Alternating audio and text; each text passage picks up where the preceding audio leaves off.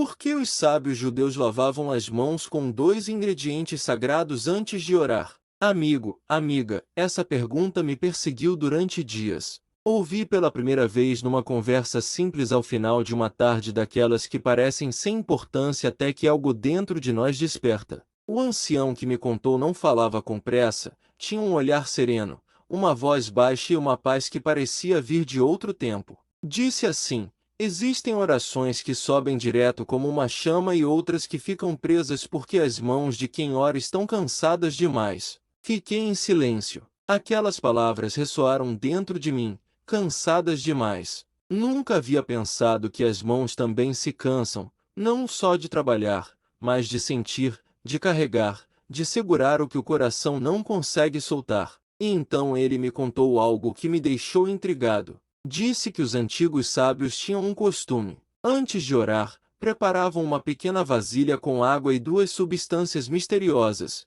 e com um gesto lento, quase sagrado, passavam as mãos por essa mistura. Não havia rituais complexos nem palavras mágicas, só o som da água, o toque do tempo, a respiração da alma. Perguntei por quê. Ele sorriu. Porque o corpo precisa lembrar ao espírito que está vivo e o espírito precisa ensinar ao corpo a descansar. Essa frase ficou comigo e quanto mais pensava nela, mais sentido fazia. A vida pesa, amigo. Pesa nas costas, nos ombros, nas mãos. E às vezes tentamos falar com Deus carregando o mundo inteiro entre os dedos. A origem do costume. O ancião me disse que esse costume vinha de muito longe. Os sábios acreditavam que as mãos guardam tudo o que vivemos, as boas ações, os erros, as intenções, até os pensamentos que nunca se tornam palavras. Antes de orar é necessário lavar o dia das mãos, não por limpeza física, mas por liberação interior. Contou-me que cada pessoa que se aproxima da oração leva consigo fragmentos do mundo, o ruído, as discussões, a pressa, a dor. A mistura usada nesse gesto servia para dissolver o peso invisível. Nos dias seguintes, essa imagem não saía da minha mente. Comecei a observar minhas próprias mãos como se fossem espelhos da minha vida. Mãos que seguram o celular o dia todo. Mãos que escrevem, reclamam, apontam. Mãos que se fecham pela raiva e se esquecem de se abrir para agradecer. O poder da água. Os sábios não ensinavam só com palavras. Observavam a natureza, os gestos, as pequenas coisas. Diziam que a água é um espelho entre o céu e a terra e que quem sabe olhá-la com o coração aberto vê mais que reflexos, vê o estado da alma. A água, sendo tão simples, contém um poder simbólico que atravessa os séculos. Limpa, cura, transforma. Mas segundo o ancião, sozinha não bastava. Fazia falta algo mais. Duas coisas que despertavam o poder da água, que lhe davam uma força espiritual distinta. Ao misturá-las, o ar ao redor mudava, como se o ambiente mesmo se tornasse mais leve. As mãos como instrumentos da alma. As mãos são os instrumentos do coração. Com elas construímos, cuidamos, ferimos, abençoamos. Tudo passa por elas. Talvez por isso o simples ato de lavá-las se tornou tão profundo. É como um lembrete silencioso de que a fé começa no tato, no toque limpo, leve, consciente. Os antigos sábios diziam que cada dedo representava uma força espiritual diferente.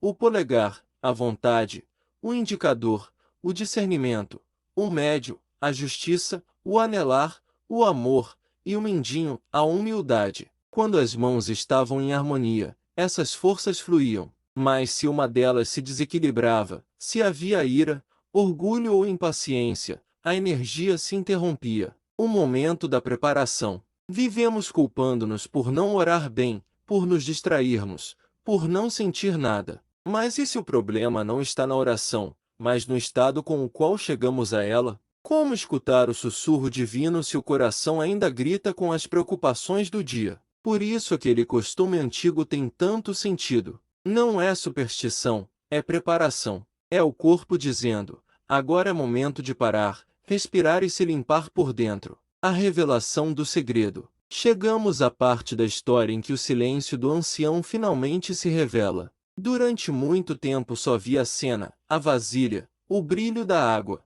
o gesto lento. Naquela manhã a luz atravessava a janela e vi com clareza. Dentro da vasilha havia água, sal grosso e vinagre ***. O sal brilhava no fundo como pequenos cristais de sol. O vinagre deixava no ar um aroma limpo, ácido e vivo. O ancião mergulhou as mãos e permaneceu ali em silêncio. Quando levantou o olhar, disse simplesmente: aqui se encontram três forças: o que é puro, o que protege e o que transforma. A água é a lembrança da origem. Nela tudo nasce e tudo retorna. O sal conserva o bom, impede que o tempo corrompa o que deve continuar. O vinagre rompe o endurecido, dissolve o que impede que o novo floresça. Juntos lembram ao coração que sempre é possível se limpar e começar de novo. O verdadeiro significado. Enquanto observava, compreendi que aquele gesto não era uma fórmula, mas uma metáfora. O ancião não lavava suas mãos por costume. Em cada movimento lembrava a necessidade de se renovar. A água tocando a pele era o símbolo da vida que flui. O sal e o vinagre eram o lembrete de que até a dor pode ser um instrumento de cura quando se reconhece e se deixa ir. Ele sorriu e falou devagar.